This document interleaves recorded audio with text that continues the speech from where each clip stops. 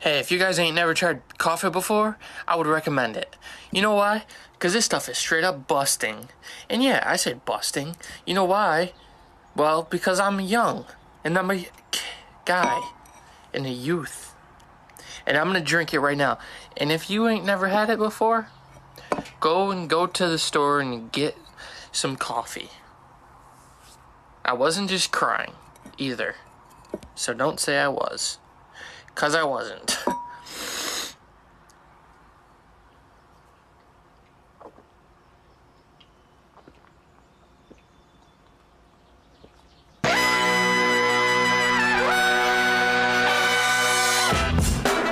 Good morning, sweet world, and welcome to the No Dunks podcast on the Athletic Network. Today's show brought to you by Neutral Vodka Seltzer, made with real vodka, real seltzer, real juice. It's Neutral, the one with the umlaut. It's Tuesday, March 28th, 2023. I'm J.E. Skeets here in the Classic Factory, and alongside me, as always, that's Tass Mellis. Podcast listeners, this is for you. Next to him is the bearded one, my top shot hot boy, Trey Kirby. Heyo. Hey-o. And last but not least, over yonder, making the magic happen, super producer JD. Hello. There he is. And here we are. Shout out to the stream team joining us live right now on YouTube. We love that. Like the vid, comment away, subscribe, get your No Dunks merch over at nodunks.com. And if you haven't already, we would highly encourage you to grab yourself, or maybe even a loved one, a subscription to The Athletic. $1 a month deal going on right now. Go to theathletic.com/nodunks so they know that we sent you. And hey, Monday, April 3rd, we have a live show in Houston, Texas at the White Oak Music Hall. Special guest Kelly Eco from The Athletic is going to join us on stage for a little bit, talk some Rockets, talk some NCAA, talk some nonsense. That's what we do at live shows. We have a blast. And thanks to Neutral, these tickets are free. So hit the link in the show notes if you're in the area and come join us at 6 p.m. local time in Houston on Monday, April 3rd. Right around the corner. I'll join you there. Okay, awesome. You'll be there? I won't. Oh, no. damn. I'm on vacation. Oh, yeah, I forgot about that. That's why Kelly will join us. All right. Before we get into the games from last night, we have some fun trivia later in the show.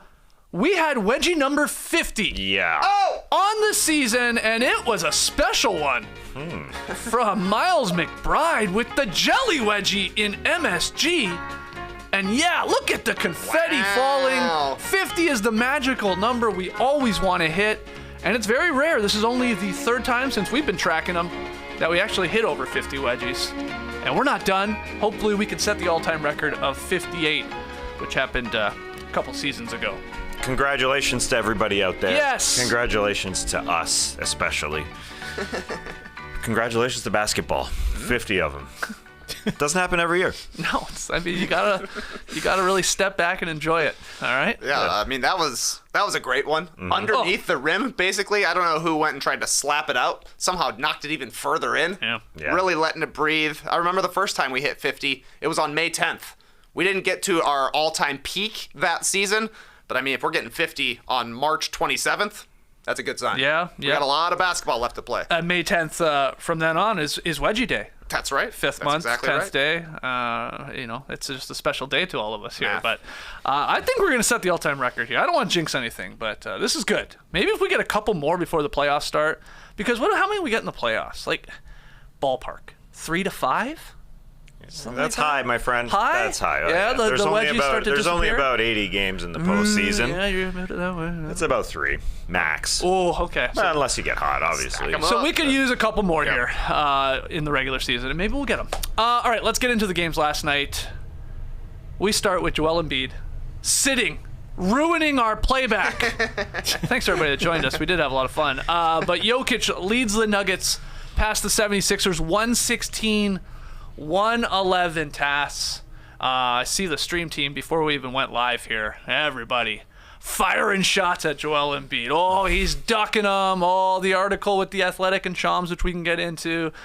And he will never play in Denver. He doesn't want this, and blah, blah, blah, blah. They say it was a calf injury that, he sustained really or aggravated in that Bulls game last week, but then played in a couple other games, and they elect to sit him out. And it was disappointing for us. Of course. And for the NBA, because this was a big game that we had circled. Absolutely. During the day yesterday, we were all excited. We're all pumped to stay up late here on the East Coast for us past midnight together on playback. We were all looking forward to being internet partners. However, yeah, it was disappointing. At the same time, you look big picture, and if you listen to the show going into March, we all saw a really tough schedule for Joel Embiid. There's no doubt it was going to be difficult. This wasn't something that just came out of the blue. He said it before the All-Star game in February that he had a foot injury, that a doctor told him to sit out. He played through it. You can just say that he just made that up. He's obviously been in and out of the lineup a little bit. He has obviously learned to deal with injuries, and he's had an incredible March. And 10 straight games of 30-plus points doesn't happen a lot in the NBA, just like 50 wedgies. It happens once in a while. It hadn't happened since last year. He's having a great, great March. He had to sit out against the Bulls that second half. He goes to warm up yesterday, and yeah, it's extremely disappointing. He ain't ducking anybody. Yeah, the story, I guess, that Shams put out, I guess it's out. It's not a great timing for Joel Embiid. No, that's for sure. But he did it when he was in Chicago last week, right. I imagine, when he was visiting Shams there. So what are you going to do? Terrible timing. It's late March. These are the games, as I've said, that Embiid was probably going to sit 17 games in 31 days.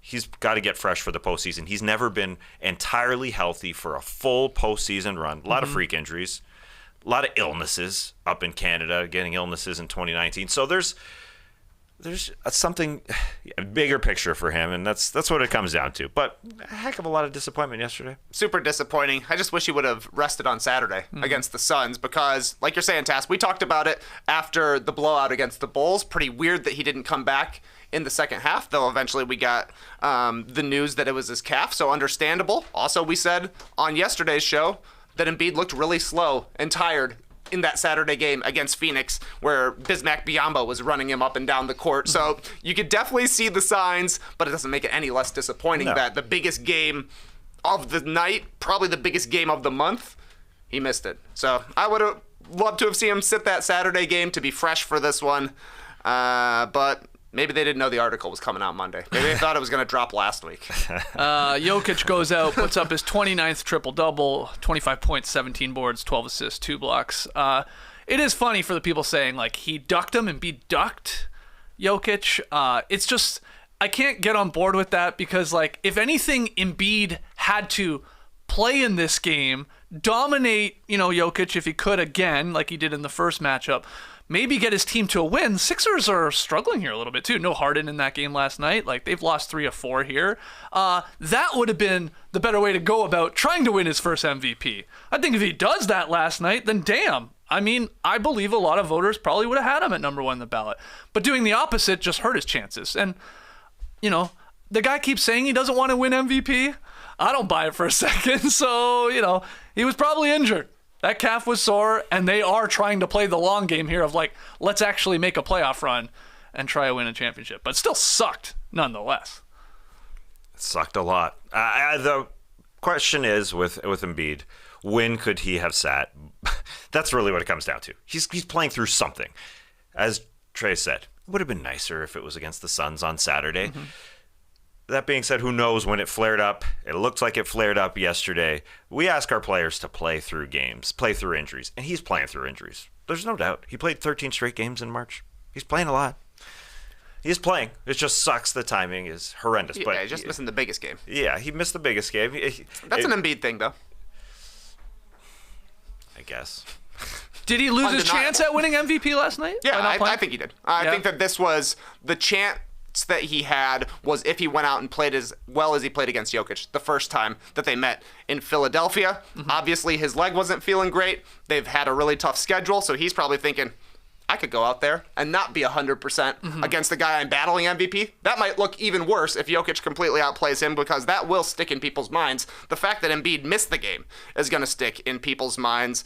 So, I don't know. He should have played, but he didn't play, so it's Jover. The loss dropped the third-place Sixers 5 games behind the first-place Bucks, who picked up a win there last night, and 3 behind the second-place Celtics with 7 games left. It is appearing that they are falling maybe a little too far back, of Boston specifically there, to grab the number 2 seed and potentially have home court advantage in a second round series if they were to meet Boston, which we all think is going to happen. PJ Tucker had a rough game. Yes, yes, indeed. Do his best there indeed he did. with Jokic at times. Dedmon getting the start. He failed to score, so that's not really surprising with PJ, but also failed to grab a rebound, record an assist, get a steal, or a block in about 22 minutes of action, 22, 23 minutes, and he was a game worse, minus 23. No Harden, so you're not going to take a whole lot from Philadelphia's side of this, but any other thoughts on this game, Tass? Yeah, well, what should we start with? Should we start with a video review? Nah, thanks. Just Jamal Murray, I think, is the biggest factor here. Jokic has to be great, but Jamal Murray also has to be great for this team.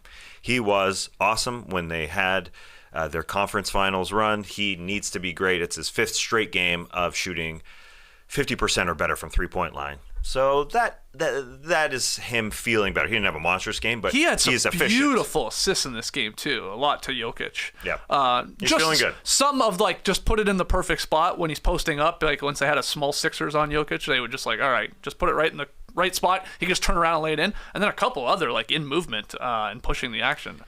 Jamal Murray was great in this game last night. I know they've had a great offense all season long, and it goes through Jokic. But when it comes to postseason play, and the defense gets real tight, they need a guard to break things down. And Jamal Murray has to be awesome for them to make their finals run. And so he's peaking at the right time. It's a progressive, nice incline here for him. He is doing really, really well right now. We slipped it in there, that article with Shams. Did you have any takeaways from that lengthy Joel Embiid one-on-one interview with our guy at The Athletic? Well, there's one big quote that's going around. People have been talking about who has the most pressure to win. People want to mention me. I'm not at the top of that list. I'm not a 2-time MVP. I've never made first team All-NBA. I've never won anything. So why is there pressure on me to do something when there are guys that have won 2 MVPs, a bunch of MVPs, and haven't done anything either? This, to me, was the Larry David meme. Because on one hand, yeah, there should definitely be pressure on Nikola Jokic. Yeah, of course. And there's certainly more pressure on Joel Embiid, I would say. Of course, Jokic has had his top 2 guys missing for the last 2 playoff runs, which is why I think there's probably less pressure on Jokic than Embiid. But also, I don't necessarily think that Embiid coming out and saying, yeah, I never win, so why would you expect me to win, is proving the point that he really wants to make. So that rang pretty funny to me. Yes. What's just extremely apparent is everybody doing their media tour whenever they want. Embiid wants to say something. Hey, Shams, let's talk. And he gets it out there. He's very aware of the MVP narrative. It's between him and Jokic. He made it extremely clear, I think, in this article a couple times when he said, I haven't won 2 MVPs. He's obviously talking about the other guy who has won 2 MVPs. He's just strictly talking about him. He also said, I feel it's hard to win in this league. You got 2 great teams in Milwaukee and Boston in my conference. Also noting that it's tough to win in my conference. Jokic, you do your thing on your side. But it's just some funny stuff. He's really aware of the awards, as you said. I've never won all-team. I've never been first all-team NBA. Or all NBA, I can't even say that. First all NBA team. Well, when am I going to get that? He's very, very, very, very aware. He wants to win MVP. There is no doubt. Also, what I got from this, a great player can say that they had a slow start, because he said I had a slow start. But then when somebody else, like Shams said, you had a slow start, he didn't like that. He doesn't like anybody. A player, and I get it. A great performer can say, I had a slow start, but you can't say to me. Right. Because he basically he said it, and then Shams said it back. And he said, hey, you can't say it. I didn't say that. Anyway, but also he said, I really believe I'm not well liked. That's not true. That's not true. He maybe got it in his head because he hasn't won MVP, but people like Joel Embiid. I just wanted to say that. Okay. He says he likes being the asshole anyway. That he People relishes like it. Joel Embiid. Yeah, he plays the heel. Of course he does. Yeah, and he says it's fine with him, and maybe it is, maybe it isn't. Don't worry about Jokic and the pressure that eventually is going to be on him. If the Nuggets, lose in the first round here, flame out in a second round series as the number 1 pick with a fully healthy team, the pressure will be on Jokic moving forward. He's had the sort of built-in excuse of not having his full squad come playoff time. Absolutely. That's it. That's where you're at with him. And Embiid, he's been injured, unfortunately, in playoff series, as you pointed out, Tass, but it's like, people are like, keep waiting for him to string it together. They lose a heartbreaking Game 7 to the Raps on a crazy shot from Kawhi, and if that doesn't go in and they win in overtime, then it's a completely different story, maybe, your narrative around him. But that was strange, the title or bust question there from Shams, and him saying, what? Pressure? I mean, I haven't really won all the big awards yet. I always lose. It's so strange. What kind of pressure? Very, very fascinating. Look, the biggest knock on him, trying to win MVP this season and where we see how the votes lay, he just hasn't played a lot of games. And in the end, he's only at 61 games played right now. And Jokic is going to likely be over the 70 mark. Embiid, if how serious this calf injury is, like how many of these does he play down the stretch, Tass? Especially once they sort of are falling into their seeding. I mean, where does he does he get to over 65 games?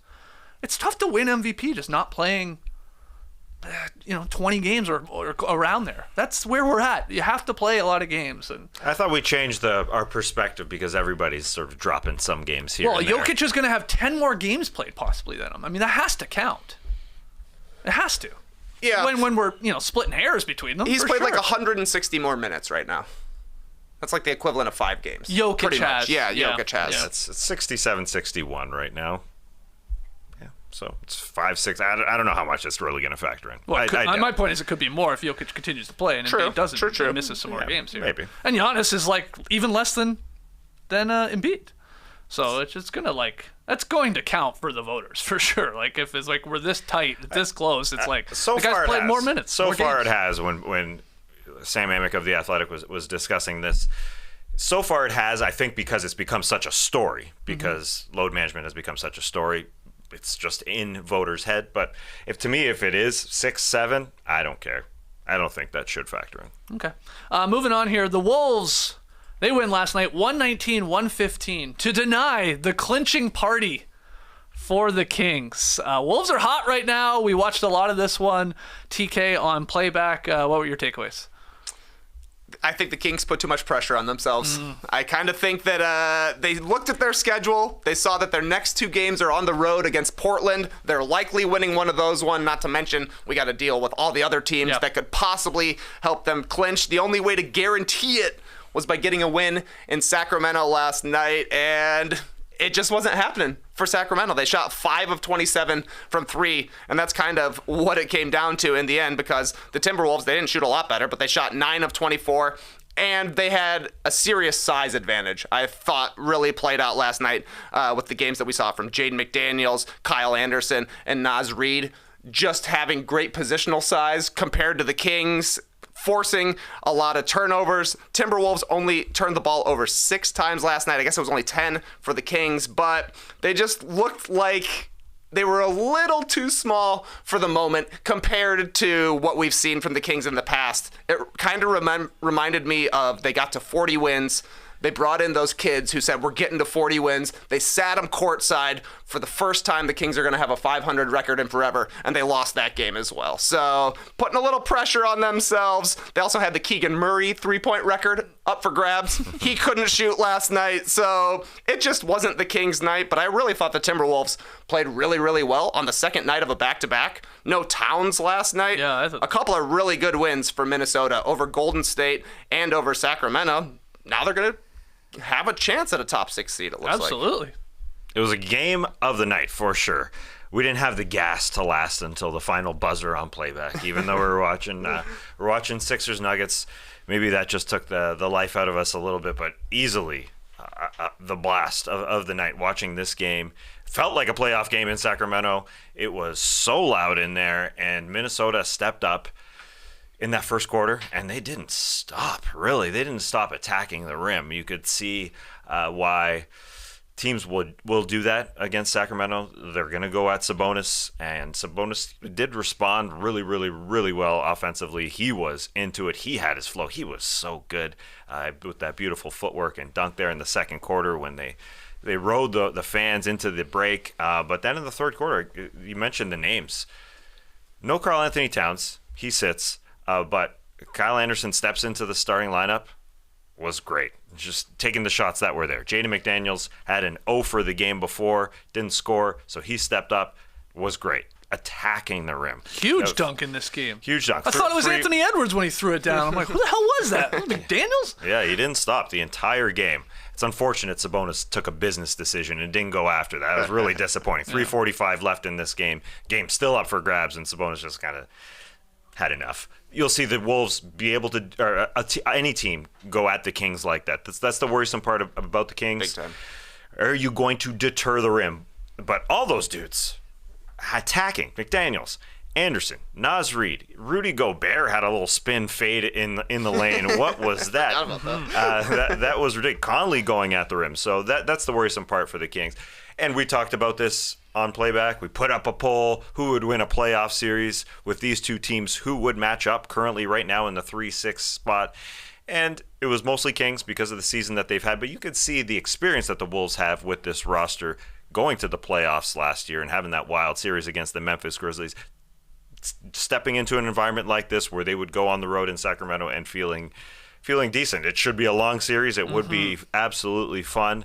But a real great game, and maybe these are little learning experiences for the Kings, playing in front of a raucous crowd that, again, feels like a playoff crowd. Yeah, the only other notes I have, Keegan Murray had a rough game. He had a very bad game. He did hit 1 3-pointer, so he gets closer to that rookie record for most threes in a season, but 1 of 8 on the night. Those were his only points. Herter was in foul trouble. Sabonis fouled out. But also the Kings, you said the 3-point shooting, and they couldn't hit one to save their life. But they also had a chance still to win this game, which was shocking to me in the fourth quarter. They got the Wolves into the bonus really quick, so they were going to be living at the line, and they were putting pressure on the officials.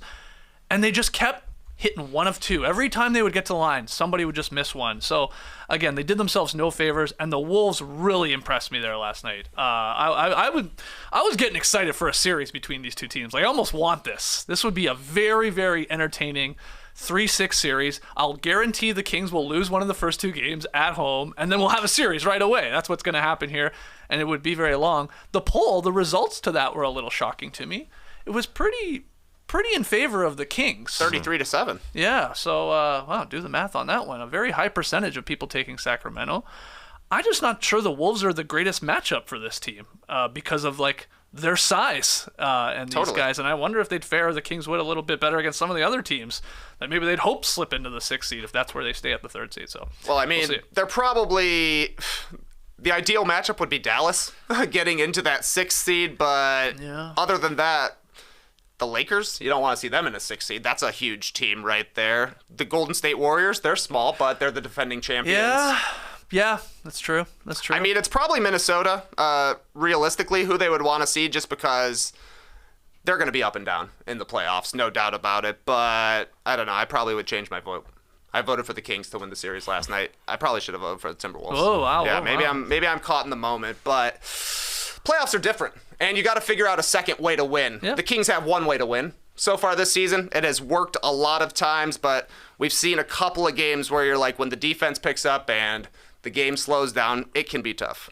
Moving on, Luka Doncic. He played last night. He led the Mavs to a win after the NBA rescinded that 16th tech. You called it their task. You thought it might be a possibility. And they did, and he played. He had 25, 7, and 6, and the Mavs snapped a 4-game losing streak. I'm not even sure he had to really play in the game for them to get the victory, but what were your thoughts on them ultimately taking that one back? Well, just jumping from the Kings to this Mavs game, there was some rim deterrence by the Mavs. I know we don't think of them as a good defensive team, but they really turned the game when JaVale McGee came in. Yes, JaVale McGee. He was just there at the rim. He's just a large man, and the Pacers just stopped scoring at the rim. He was plus 13 in 13 minutes, and that was enough because their offense took over. This is a very shorthanded Pacers team. Of course, no Hallie out there. And no Buddy Hield missed his first game of the season. And, no Turner as well. So, Luka looked phenomenal. This was a team win.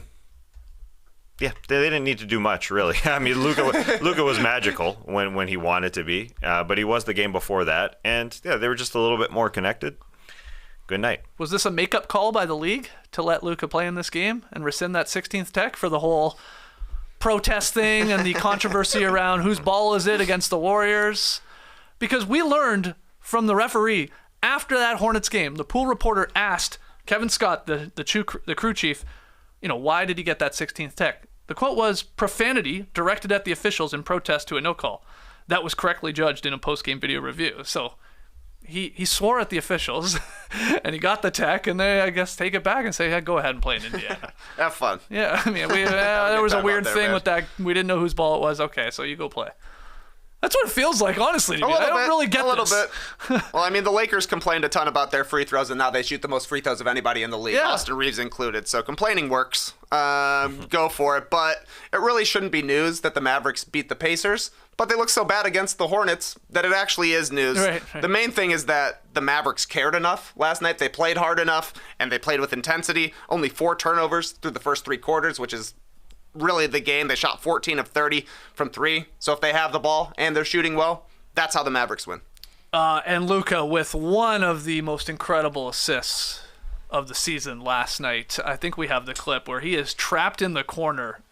He is just double teamed, nowhere to go. So he just decides to jump in the air, jump out of bounds, and then just whip a pass underneath the stanchion and the net to the opposite side for Hardy to slash the 3. What a dime here. That's crazy that this doesn't hit the rim or the backboard at all. What a pass. That is pretty sick. They put some sauce on that. Yeah. And there's a guy underneath the rim. Josh Green just flies right by him and his defender. That because there's 2 guys on him, it made it seem like, okay, maybe he's going underneath, but he went deep. That's a nice 50-foot pass right there. Pretty pass. Yeah, a lot of stank on it. The way he kind of jumps and throws it reminds me of Derek Jeter going into the hole to field a grounder. Definitely, yep. Maybe Chipper Jones ranging to the left, uncorking quite the throw to the first baseman. Chipper. That's right. Once I saw this, I couldn't stop thinking which NBA player would have the best throwing arm on a baseball field. So JD, hit that top 5 music. Top 5, top 5, top 5. All right. Top 5. Impromptu top 5. Yeah, I had some car troubles yesterday, Skeets. Ended up sitting in the Classic Factory while Tass recorded a No Bunts podcast. I only heard his half of it. Should be a great one, but it got me with baseball on the mind. Then I saw this Luka play. So here are my top 5 NBA players who I think would have the best throwing arms. All right. Mm-hmm. I don't know if these aren't ranked. Whatever. These are just 5 players. 5 guys. Because I can't. Well, number 1 is quite obvious, but we'll start with a fake number 5, Nikola Jokic. Okay. He's on the list because I think he leads the NBA in full court assists. You see him chucking the one-handers all the time. He obviously has the water polo background from back in the day. And of NBA superstars, he's probably the one most built like a baseball player. So I got him on the list. He could change his arm angle to have the ball come at any direction. Absolutely. That's a good point. He could be pretty sly, sneaky. It's hard. The arm angle, it's very important. Where's that ball coming from? It's all about Can't see the it. arm angles. Big honey / big unit. Very Randy Johnson-ish as well. Watch out for the birds. Yeah, that's right. Also making the list at number 4, apparently, Jay Crowder, a high school quarterback. That's just something I'll always remember about Jay Crowder. They bring it up. I think he's the guy who will often throw like a full court inbounds pass when there's hardly any time left. They're like, have that guy. He's thrown a ball far before. So Jay Crowder, you make the list. All right. At number 3, Klay Thompson. What? Yeah. Klay Thompson. It's in the blood? It's in the It's blood. in the blood. He's got a brother who made the Major League Baseball. So I imagine Klay and Trace.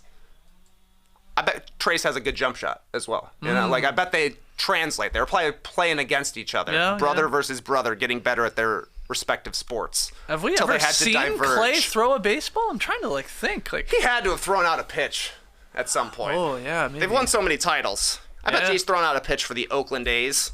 Looking like Barry Zito out there. What? You wanted Tim Hudson?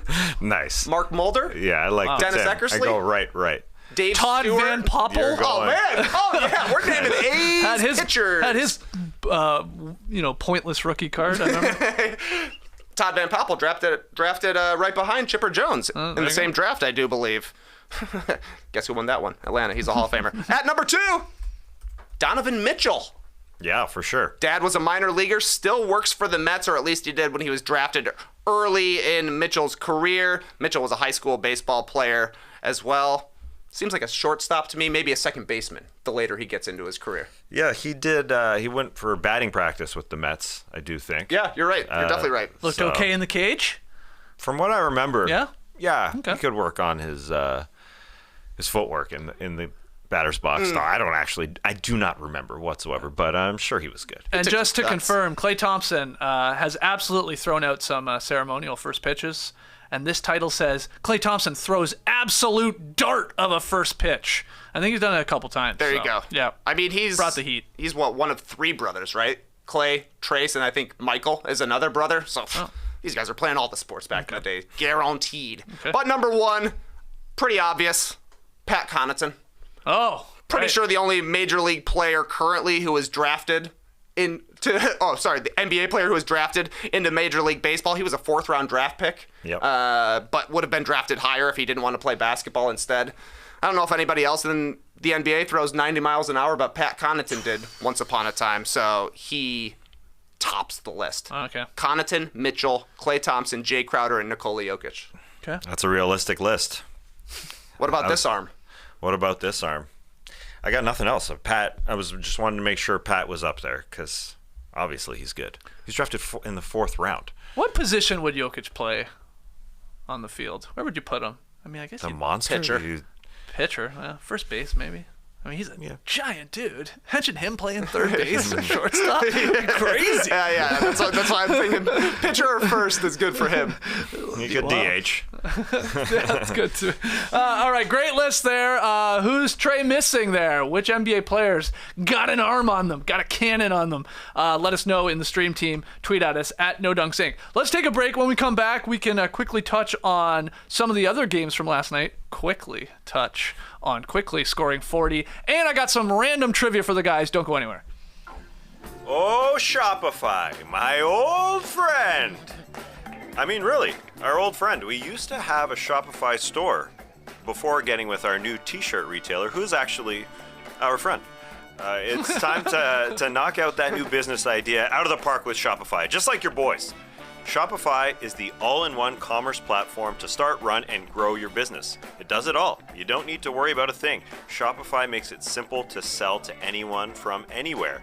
Whether you're selling warm-ups or wall hangers, it's time to start selling with Shopify and join the platform simplifying commerce for millions of businesses worldwide. With Shopify, you'll customize your online store to discover new customers. Shopify fields all the sales channels to grow a winning business, from an in-person POS system, I didn't know that, to even across social platforms like TikTok, Facebook, and Instagram. And thanks to 24/7 support and free on-demand business courses, yes, courses too, you can learn with Shopify. Shopify is on your team every step of the way. It's how every minute new sellers around the world score their first sale with Shopify, and you can too. We used it for No Dunks, and it was simple, but also pretty comprehensive. When you're ready to take your winning idea to the world, team up with Shopify, the commerce platform powering millions of businesses down the street and around the globe. Try out Shopify for free today and start selling everywhere. This is Possibility, powered by Shopify. How do we feel about that English? Getting back to our sweet dreams. Sweet dreams are made of this possibility. Yeah, exactly. Sort of works. I guess. Shopify.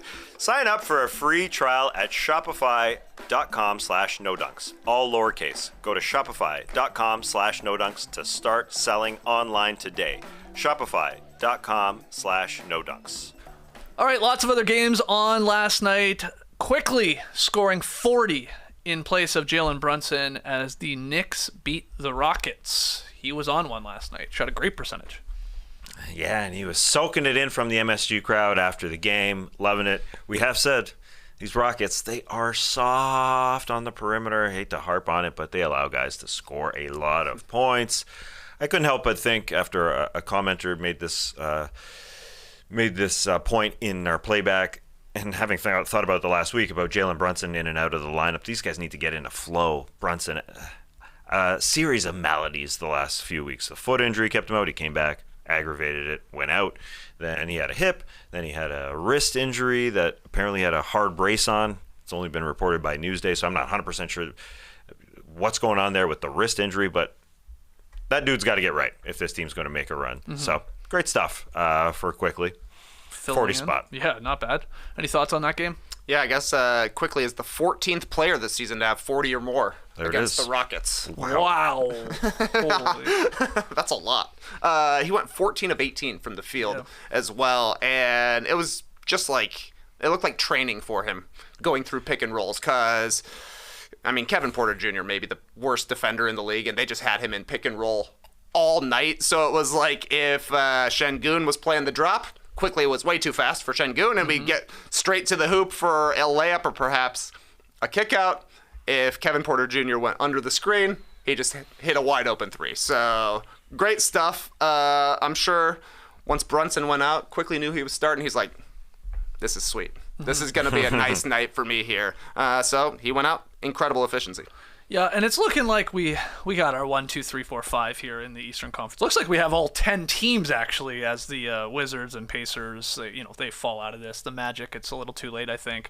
We got our 10 teams, but it's feeling like the Knicks are going to be in that 5th seed. It feels like it's going to be Cavs and Knicks, but I'm with you on the Jalen Brunson thing. Like, if they are to upset them, if you want to call them that, or to to move on, make a postseason run, Jalen Brunson is going to have to play a lot of minutes and steady the ship there. Because even this game, yeah, they pulled away in the end, but the Rockets were in it.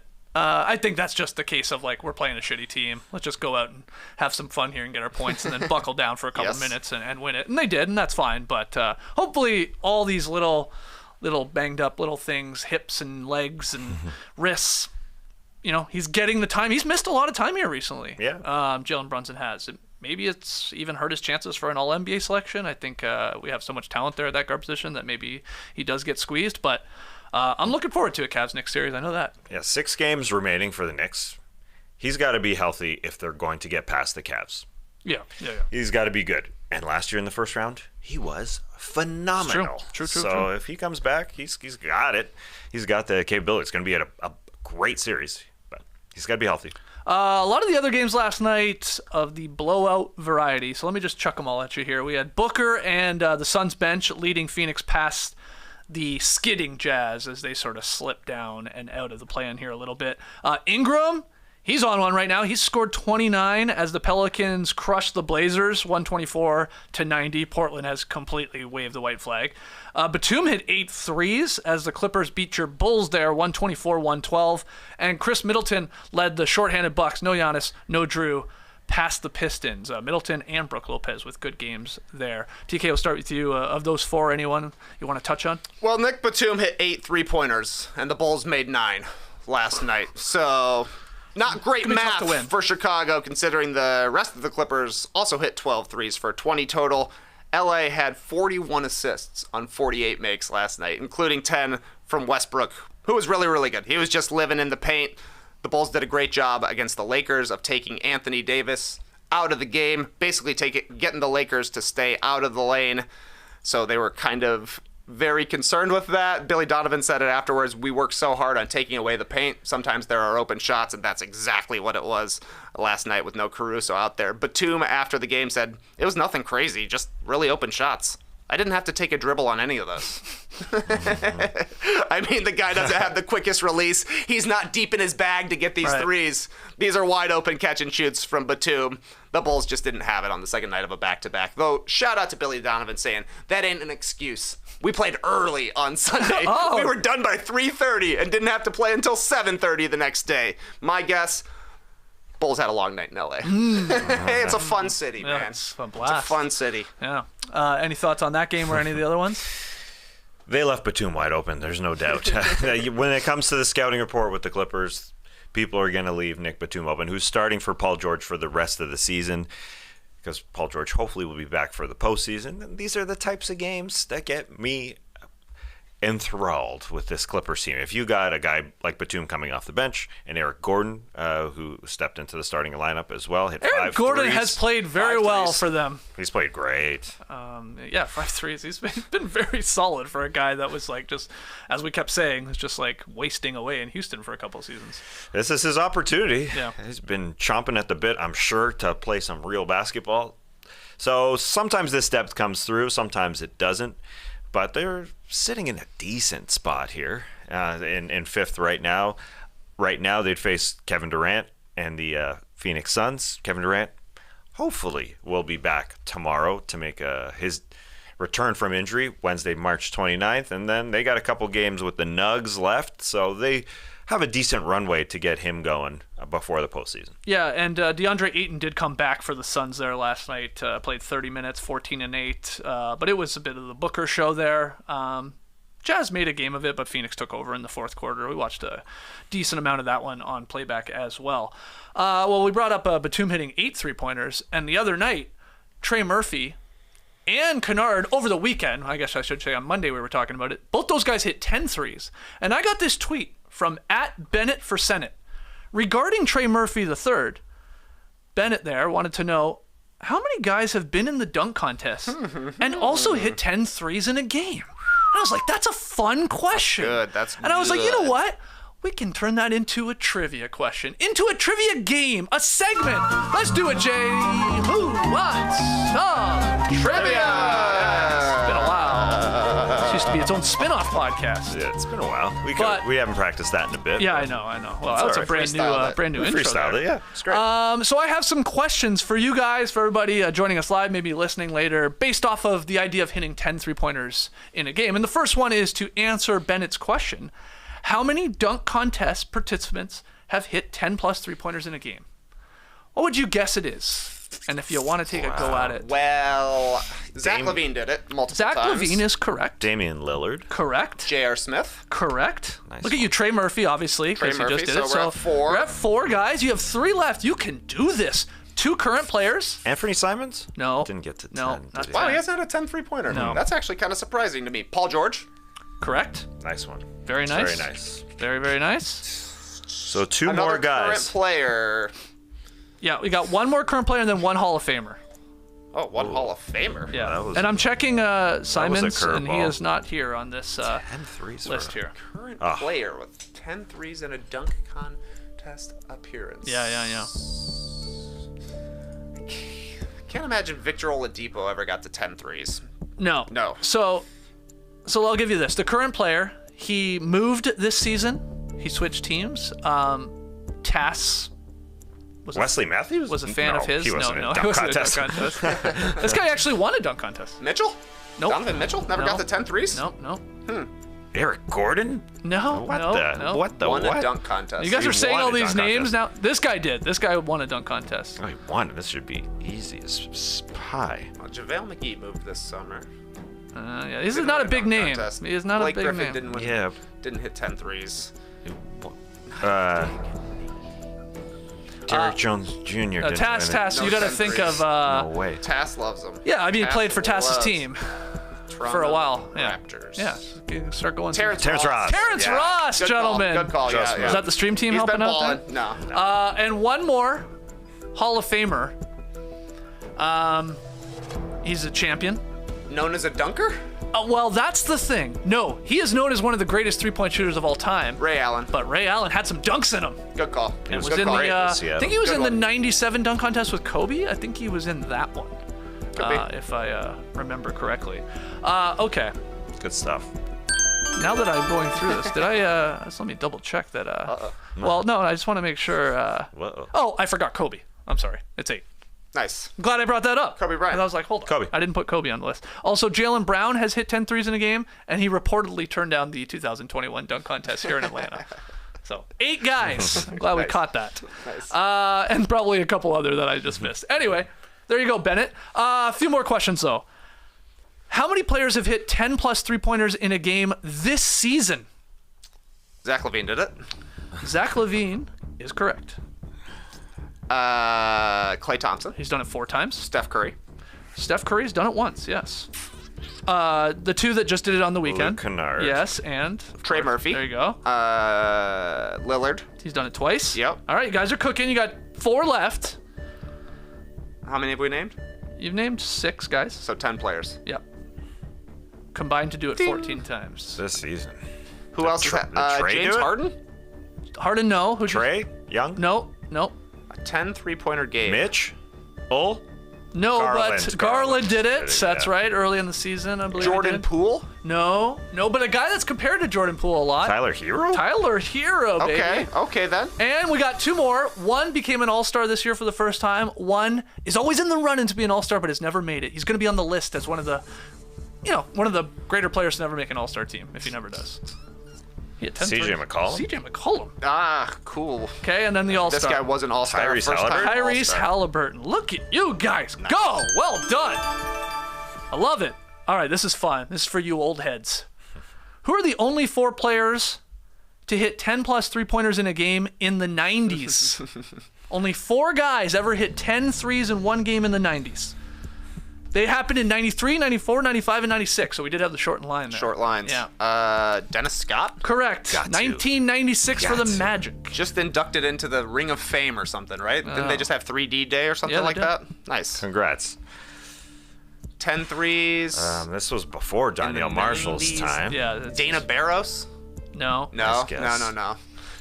Pre-Danielle Marshall. This is pre-Kobe's. I always think of this guy that did it in 1995. This guy he had a couple just hot years as a three-point shooter. He was helped out definitely by the shortened line. Vashawn Leonard? No. Look to the McLeod. skies. George McLeod. McLeod. Those are my 2 go-to Yeah. short line three-point shooters, Vashawn Leonard and George McLeod. Now, these two, the first two to do it, the first guy to do it played for Miami. I'll give you a team.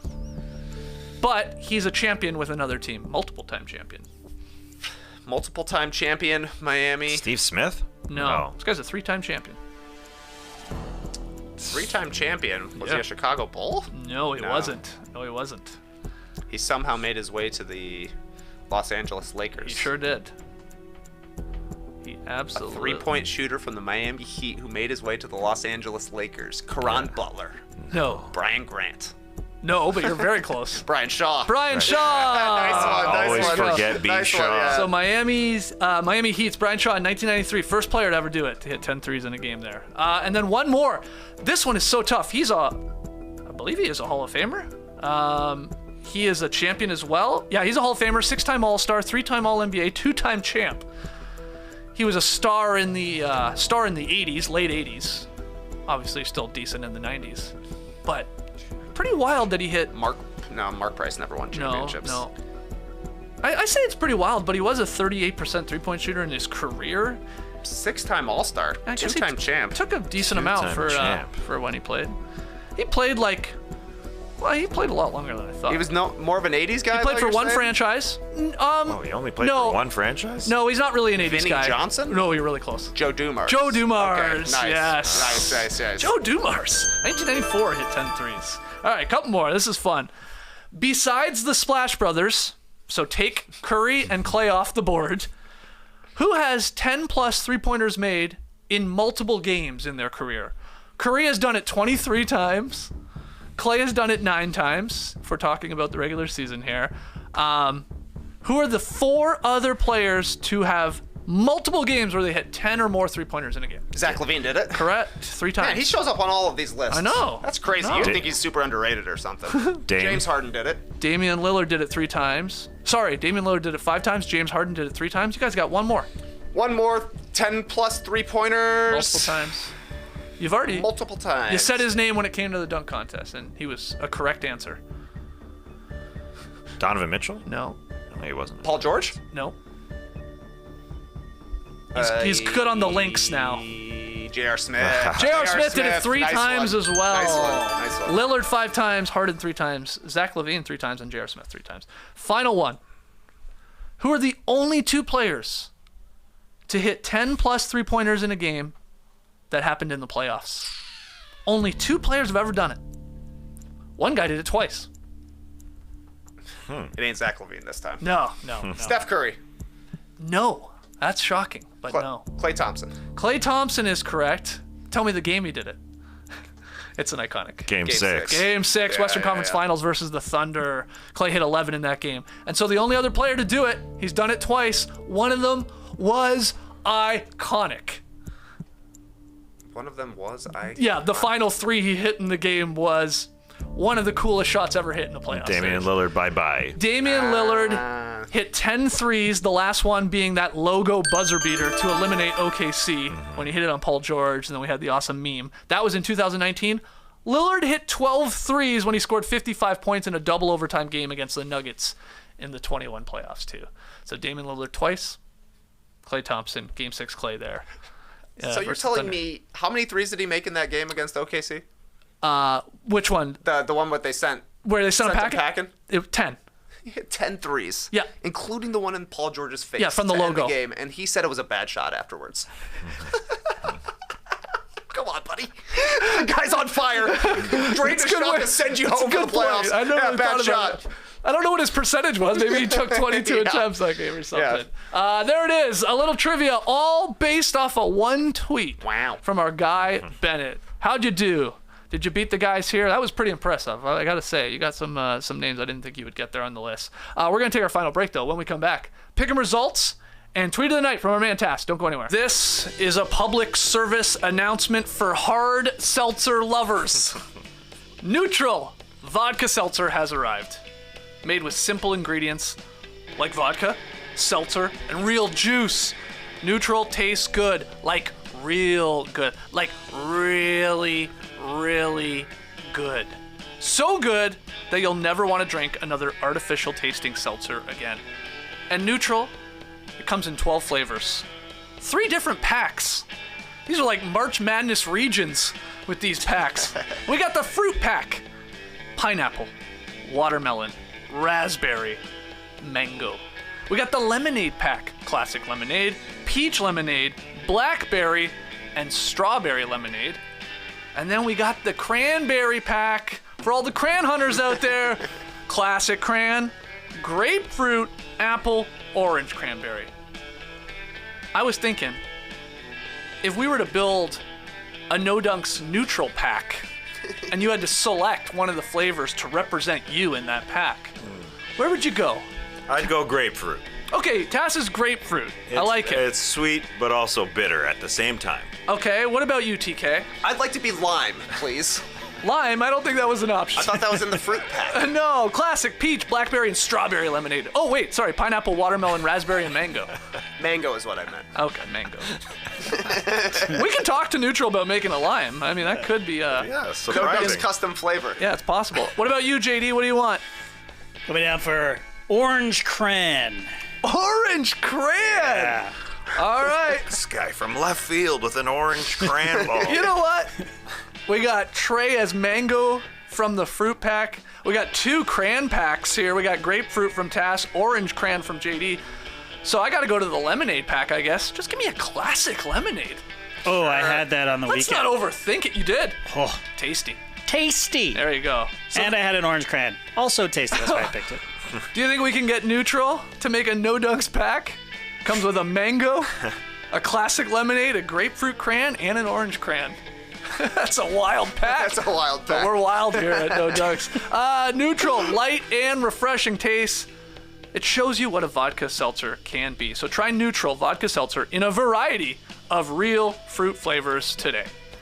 All right, back with the boys in the Classic Factory. If you're joining us live on YouTube, hit that like button. Make sure you subscribe. Pick 'em results last night. Oh my God. I don't know how we did it, Trey, but we backdoor covered this game. We had the Sixers. They were 5.5-point dogs. Tass had the Nuggets. They were up huge. I mean, like, they were up really big with like 3 minutes to go. We had checked out of this game. We're like, well, this one's over. Good win from Tass. And no, Philly loses by 5, so they cover. The old backdoor cover. So win for me. I'm 10-9. Trey's 11-8, and Tass can't catch a break on that one. That's a rough one. 6-13. So what's tonight's game? And what also came true at the end of this game, like I always say, we don't know the rules. Nobody knows the rules. They went to the video review. Jeff Green was out of bounds, jumped in bounds, but hadn't had his feet down. Caught the ball, got fouled, and they were reviewing the foul and not not him coming in bounds. And you can't review that. You used to be able to if it was an extension of the play when video review was introduced. When the challenge was introduced, he would have been deemed out of bounds. Nobody knows the rules. Anyway, good stuff by Jeff Green. Uncle Jeff. Anyway, Golden State, 9.5 points. Favored tonight against the Pelicans. It's in Golden State, where they're great. So you guys have them to win by 10 or more against the Pels, who are driving hard for a play-in tournament spot. I just feel like the Pelicans have played like 8 straight days. I don't know. Played a ton, man. They're on fire, though, and like Ingram, like we said, can't be stopped. But that is a big line. Yeah, so I'll take those plus 9.5 points. They did play last night against the Portland Trailblazers. Hammered them. Yeah. Took care of business. Yep. All right. So Tass has the Pels as the dogs there. A lot of points to play with. Trey and I need the Warriors to win by 10 or more. Okay, let's get to Tweet of the Night. Tweet of the Night. Wow. Tweet of the Night comes from our man, Law Murray, who covers the Clippers for The Athletic. A fantastic website. Great deal going on. So cheap, in fact. You could pay with coins. It's that cheap. TheAthletic.com/no-dunks if you want a great deal on The Athletic. Law, listen to a recent episode of Paul George's show. It's called Podcast P, and he transcribed the most interesting notes, so we didn't have to. Interesting stuff, like when he suffered his latest injury.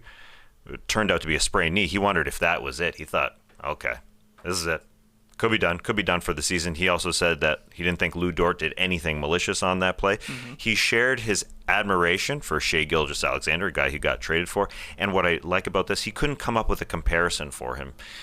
We always need to come up with comparisons. He said, I love Shai's game. I don't even know how to compare him. Like, he's got his own lane.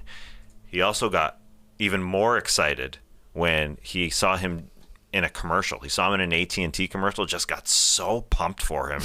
I was like, OSM dash. He's doing his thing. He was so excited. And then the last thing in this article, in this podcast P, it's a good name. It is a good name. You can hate Paul George, but it's a good name. Yeah. He revealed the 2017 trade destination possibilities. He was with Indiana, who requested a trade. He said, This is a big episode 4 here, Podcast P. He's just dropping some history. He said he could have gone to the Lakers, the Celtics, the Spurs, the Raptors, and he also revealed how close he was to joining LeBron, because Dante Jones, who was with the Cavaliers then, he took him to Bron's crib, and they're chopping it up with Bron. He's like, how can we make this work? So they're trying to figure it out. And they're trying to figure it out. It didn't happen, though. They had a deal that was potentially going to happen between Indiana and Cleveland way back, but then he ended up being traded to OKC. So sometimes you see these players' podcasts and you say, I don't know if I want to listen to that. All you got to do is go to The Athletic. Law Murray breaks it down for you. Done and done. Transcribing it. Don't got to listen. Picking the best parts. Yep. I do like that. Yeah. Have you listened to it at all? The Podcast P? How's the quality? How's the production? They got segments? They got intros? I don't know. Does he have taglines? I obviously haven't. I've listened to a lot. Law Murray. So, what do you think? Production is decent. Sometimes they're good. Sometimes they're not. I don't know. Sometimes we see Patrick Beverley's video quality. You couldn't get a dude a light. Like the guy doesn't. The ring light is very available. Yeah, it's very cheap. Very cheap. But maybe it's like the vibe they're going for, the look, the feel. This is raw, dude. I can't see Just turn it on my camera. I'm not like, I don't even care. You fucking think I care? I'm gonna tell you everything you need to know about the NBA. Like Chandler Parsons. Can we get a mic on him? This is a different show now. Well, I thought that was more of a bit of a production, isn't it? They're not doing great with him. Isn't he on FanDuel? Yeah. He needs better lighting. He needs a mic. Oh, Mike, sorry. I'm looking around the room while I'm saying it because why are you looking up there? Because there's such an echo. I think he's using his computer mic. It's ricocheting off the ceiling and the walls, and just put a mic closer to his mouth. Just put some needs carpet. a mouth. Put some carpet in the room. Sure. That's probably what's going on. I mean, I was listening to these Fast Friends that we're re-releasing. I'm pretty echoey. I'm very roomy. Yeah. I didn't have a lot in that room, but I had a mic. I mean, it was right by my face. That was the pandemic. Yeah. It's amazing how much that treadmill absorbs. Yeah, that's the only reason I got it. More than the bed? Yeah, apparently. It's crazy. I don't know why. It's a lot better in there. Yeah. But anyway. One bit I've been considering is real NBA player podcast or made up player podcast. Okay, I like it. Because I think Thanasi's podcast is called Fanalytics, which is pretty I funny. lied to you. I did say it on this show that it was called Thanalytics. It's Thanalysis. Analysis. Okay, that's pretty funny. It's better than Thanalytics. That's funny. Podcast P is funny. Yeah. I don't know what Theo Pinson's podcast is, but he's got one. Yeah. So real or fake? This Yeah. podcast name. Tyrese Maxey, I saw, has a podcast. What? As well. To the max. To the Maxi. Oh, see, that's good. Yeah, it's it. I might have made the name up. I assume. I think Theo Pinson's is called Run Your Race. Okay. Yeah. I don't know, like, what's the real All right, well, meaning it's behind a that, potential but- bit there. Yeah. So, like, what? We just come up, pick a player that Okay, doesn't so- have one, yeah, and so, try and like- give him a podcast name. I do like Yeah, that. like, is this a real podcast? To the max, starring Tyrese Maxey. He should have called it To the Maxi, so I'm going to say no. Wow. Yeah, it's true. I didn't know Maybe he had not. one. I don't know. Maxey on the mic. But we could do similar things, right? Like, I'll go through, I'll come up with pun titles, basically pun titles on these players' names, and some of them will be real NBA podcasts. Oh, but now I this got to is- go through 30 rosters, 15 deep, because they'll give a podcast to any player. Anybody can How have a many podcast. NBA podcasts are there, do you think? Hosted, like, not hosted or at least featuring a current or former NBA player, like a Draymond or an Austin Rivers or of that ilk. Like, do you think Rivers it's have a over or under podcast. 20? Over. Over 20. I think over 20, under 50. So I was going to say 20 to 50, but that, yeah, but that seems a little high. That seems high. Yeah, that seems high. Wow. Maybe well, I think the over/under should be 30. Each team has a player's podcast, because there are some teams that probably have more than one. Yeah. The Lakers, do they have a player podcast anymore? The Bulls didn't, but now they got Patrick Beverly. They got a yeah. Patrick Beverly podcast. Yeah. The Pat Bev pod. yeah, that's high. But you said former as well. Yeah, I did say former. Oh, Like Well, if you're talking Fry and former, I would Jefferson, maybe they've 50. got one. Right. Oh, man. JJ. Yeah. What a list. All right, I like this current idea, is though. yeah, that's Something good, there. actually. That's It's a good. good segment idea. Drop it in the Slack. You're going to see that at some point in the coming weeks. Okay, let's call it there, though. We got a new show tomorrow for you. Are you here? No, you're No, gone. I'm not. This is Awesome, the, man. Have a fun vacation. Thank you. Appreciate it. So Yeah, you booked it a while ago. Getting the vacation in before the playoffs start is always smart. Yeah, for sure. I booked it a long time ago. Yeah, this is usually a little quiet time, but it ain't a quiet time. Unfortunately, going to miss the live show in Houston. That's So all you right. guys have some fun out there. Yeah. You're also going on vacation know. very soon. Well, yeah. It's going to be a wild week for the schedule here in No Dunks Land. This is going to be a little bit of an interesting end to this week. and then we'll have a show We're tomorrow. load managing Yeah. these 2 weeks here, to be quite yeah, honest. then Trey's got some I'm on days off vacation next next week. Yep. Yeah, gotta get it in. JD? Playoffs or grind, man. JD, this guy already took his vacation. That was months ago. Must have been nice. You were on vacation. Was I? Oh, damn. We were No, off. no, we It was weren't. Christmas. We were not on vacation. Yeah, Okay. it was Christmas. Wow, Some that of felt us. like yesterday, man. You got anything on the docket? Hold on, let me check the Google calendar here that we all share. No, I'll be here. Okay, good. We need Yeah. you here, Holding man. it down. Yeah, need we you here. got to make it. Maybe we got to make a short with our schedule for people out there to refer to. I'm not sure. So they can just tell him check the schedule. You guys are I guess gonna they have could a. say check the tweet. You are gonna have a special guest. Is it confirmed for No Buffs on Thursday? Because I will be unfortunately missing that. I think so, yeah. Yes. Confirm a yes. kiss. Yes. You want to tell the people or just make it be a surprise? It's a surprise. Surprise. But if you were going to guess the guest on a No Buffs podcast, you would probably guess it right. You'll be That's top the three hint. for Yeah, sure. that is the hint.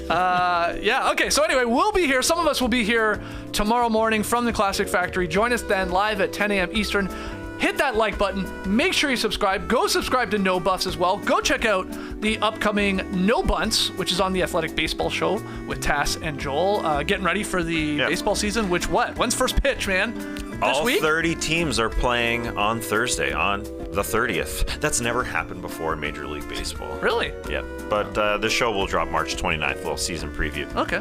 Well, that's tomorrow. Excellent. All right, guys, thanks for joining us. We'll see you then. We'll see you tomorrow. Clipper Bros. You heard it here first. Have a great time. Turn up. Love you guys. Awesome. Thanks for joining us. And remember, Ice Tray with Trey Young. Real or nah?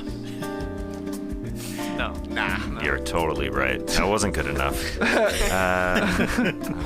Something.